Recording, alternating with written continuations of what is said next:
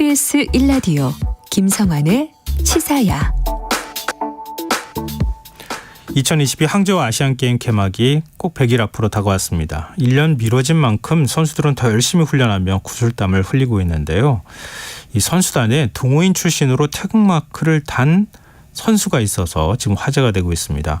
바로 양궁 컴파운드 국가대표 주재훈 선수인데요.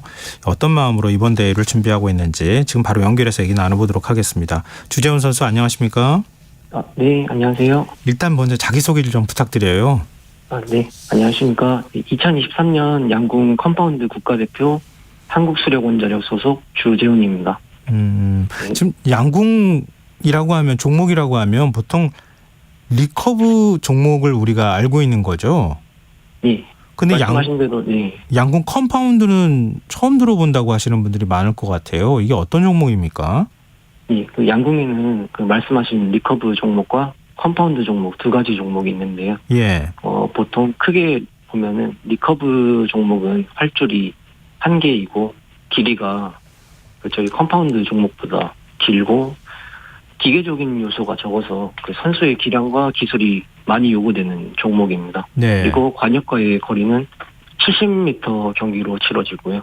반면에 컴파운드 활 같은 경우는 활줄이 총 3개로 이루어져 있고 활 양 끝단에 캠이라는 도르래 형상의 장치가 달려 있어서 예. 끝까지 당겼을 때 당기는 힘이 3분의 1 수준으로 줄어들게 됩니다. 네, 그래서 더 정밀하게 조준할 수 있고 화살의 속도도 리커브 활보다 대략 한 2배 정도 빠르거든요. 네. 네, 그리고 경기는 50m 거리로 치러지고 있습니다. 그래서 리커브와는 다르게 정밀하고 빠른 속도를 가지고 있는 종목이라고 보시면 될 것 같습니다. 근데 저도 양궁 활 한번 당겨본 적이 있는데요. 정말 힘들더라고요. 이거 당기는 게 네. 만만치 않던데요. 양궁 컴파운드, 지금 컴파운드의 경우에는 활 자체가 좀 다르다고 하셨잖아요. 그러니까 네. 당기는 힘이나 이런 게 훨씬 덜 드는 모양이죠. 예, 그렇습니다. 도르래 장치가 그 활에 당기는 힘을 거의 절반으로 줄여주는 거거든요. 그래서 어떻게 보면은 동호인 입장에서는 더 입문하기 쉽고 다루기 쉬울 정도로 정확도가 좋다 이렇게 말씀드리면 되겠네요. 그러니까 지금 컴파운드를 우리가 잘 모르는 게 항저우 아시안 게임이 처음으로 종목으로 들어가는 거기 때문에 그런 겁니까? 아니 아시안 게임 종목은 저희 이전부터 있었는데 예. 이제 아직 올림픽 종목이 아니다 보니까 올림픽 종목이 인지도가 조금 떨어지는 그렇군요. 경향이 있는 것 같아요. 네. 예. 근데 지금 동호인 출신이다 제가 이렇게 소개를 해드렸는데 예. 양궁은 어떤 계기로 지금 컴파운드를 접하셨어요? 예, 제가 어릴 때부터 양궁을 계속 하고 싶었던 마음이 있었는데 네. 주변에 관련 학교나 시설이 없어서 그냥 마냥 꿈으로만 생각하고 있었는데요. 근데 2016년 제가 대학생 시절에 예전에 한번 해보고 싶었던 양궁을 할 수 있게 된 계기가 있었습니다. 네. 인근에 대학교 인근에 양궁 컴파운드 동호회가 있더라고요. 예. 그래서 직접 찾아가게 돼서 입문을 하게 되었고 그리고 훈련을 하면서 이제 각종 동호인 대회에서도 거의 1등을 할 정도로 적성에 정말 맞더라고요. 그래가지고 그렇게 입문하게 됐습니다. 근데 직장 생활하면서도 계속 양궁을 하신 거죠? 예, 그렇죠. 계속 하고 있었습니다. 하면서 힘들지 않으셨어요? 예. 그래도 정말 제가 좋아서 하는 운동이니까 날마다 하고 싶지만 시간이 부족할 정도로 너무 아쉬웠더라고요. 힘든 거는 전혀 없었습니다. 날마다 즐거웠어요. 활을 당길 때마다. 네. 근데 이게 기존에 이제 양궁 종목 같은 경우에는 연습하는 양궁장 같은 게 있을 거 아닙니까? 예. 근데 컴파운드 종목은 그런 공간이 있어요? 컴파운드 종목은 제가 사는 지역에는 양궁을 하는 사람이 저 혼자밖에 없어서 양궁장이 장소가 마땅치 않았거든요. 어떻게 보면 근처 마을의 논에서 쏘기도 하고 위험해 보인다는 이유로 쫓겨나 보기도 했고요. 그래도 다행히 인근 지인분이 인근의 빈 축사를 연습 장소로 사용해 주신 덕분에 저희 안전하고 편안하게 연습할 수 있는 환경을 만들어 수 있었던 것 같습니다. 그럼 축사에 지인이 만들어준 공간에다가 저쪽에 관역 만들고 이쪽에 거리 이렇게 아무래도 축사 같은 경우에는 건물 안에 거리가 길잖아요. 예, 그렇죠. 거기서 저희는 혼자 50m만 있으면 되니까. 예. 거기서 혼자 연습을 했다고요? 예, 그렇죠. 하루에 몇 시간씩 연습하셨습니까? 보통 그 일주일에 3일 정도에 퇴근하고 한 3-4시간씩 연습했던 것 같아요. 예. 그리고 그 연습 중간에 그 유튜브에 보면은 양궁과 관련된 장비 세팅법이나 그 해외 프로들 선수들의 자세 시합 영상들을 보면서 모방해보거나 그 저만의 것으로 적용시켜서 그렇게 연습해왔었습니다. 동호회 활동은 계속 하셨어요? 예. 그렇죠. 2016년 입문했을 때부터 그냥 쭉? 이제 대표 선발되기 전까지 계속 동호인 활동을 하고 있었습니다. 네. 혹시 이게 그 국가대표가 동호회에 들어와서 국가대표 출신이 뭐 가르쳐주거나 이런 게 없어요? 예, 제가 동호인 활동하는 중간에는 그런 프로그램이 전혀 없어가지고요. 거의 독학으로밖에 할 수가 없었죠. 그래서 영상을 찾아보고 그러면서 그거 흉내내고 이런 식으로 연습을 하셨단 말씀이시잖아요. 예. 이게 쉽지 않은 일인데 혹시 중간에 고비 없으셨어요? 이게 또 금전적으로도 부담이 있으셨을 것도 같은데. 예. 제가 저도 생각해도 지금 생각해도 아찔했던 적이 있었는데요. 예. 이제 양궁 활동을 하면서 4년 전이죠. 2019년 10월에 제가 사는 지역에 큰 태풍이 한번 온 적이 있었는데, 네. 강수량이 거의 하루에 530mm 정도로 큰 비가 내렸었어요. 근데 예.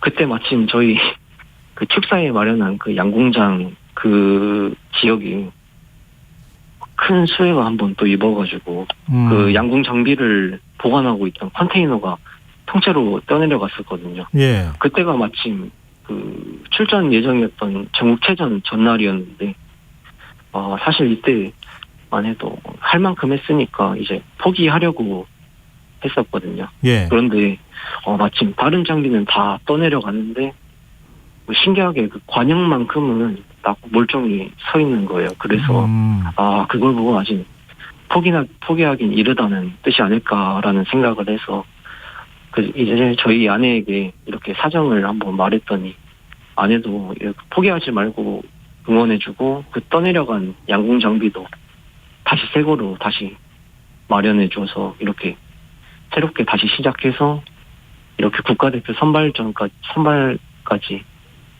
되지 않았나 싶습니다. 네. 그게 저 장비라는 게 손에 익어야 되잖아요. 지금 전국체전 그렇죠. 출전 전날에 지금 활이 다 떠내려갔다는 거잖아요, 장비가. 예. 근데 새로 사가지고 출전이 가능합니까? 어떻게 보면 적응할 시간이 정말 부족했는데 그래도 결과는 괜찮았어요. 다행히. 단체전 아마 그때 전국체전 3등 했던 걸로 기억하거든요. 수상은 했으니까 어떻게 급하게 마련했지만 적응을 잘했다라는 생각이 들었습니다. 대단하시네요. 쏠 수 있어야지 나갈 수 있기 때문에. 그렇죠. 그때 포기 안 하신 건 천만다행이다. 잘하셨다 네. 이런 생각이 좀 드는데요. 지금 우리나라 양궁 국가대표는 세계대회에 나가가지고 메달 따는 것보다 국가대표 선발전이 더 힘들다 그러잖아요. 예, 그렇죠. 컴파운드도 그렇습니까? 예. 정말 치열할 정도로 선발 과정이 까다로웠습니다. 컴파운드는 총 한 3번의 선발 과정을 거치는데요. 1차에 5일 동안 8명의 국가대표를 선발하고 거기서 끝이 아니고 2차 평가전, 3차 평가전까지 거쳐서 총 20일 기간 동안 끊임없이 서로 경쟁을 거쳐서 이제 아시안게임 엔트리 4명의 국가대표를 선발하게 됩니다. 예. 지금 컴파운드는 선수층이 좀 두텁습니까? 어느 정도 됩니까?